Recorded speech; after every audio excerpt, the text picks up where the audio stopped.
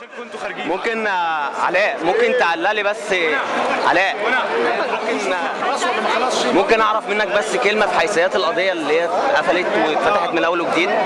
القائد بتاعنا الكلام ده انا زي ما بقول هي المفارقه انه النائب العام بتاع مرسي بتاع المرشد يعني فشل في ان هو يقدم الطعن بتاع معركه الجمل في الميعاد وقدمه متاخر، ومع ذلك افتكر ان هو يفتح قضيه مقفوله بقى لها سنه محفوظه لعدم اثبات الادله بقى لها سنه. طب ممكن فدي المفارقه دي تدل على البلد ماشيه ازاي.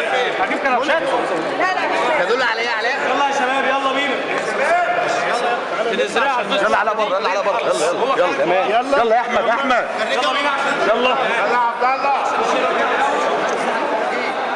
ممكن حضرتك توجه لي كلمه للرئيس مرسي؟ الرئيس مرسي لا ما انا هتحبس فيها انا وجهي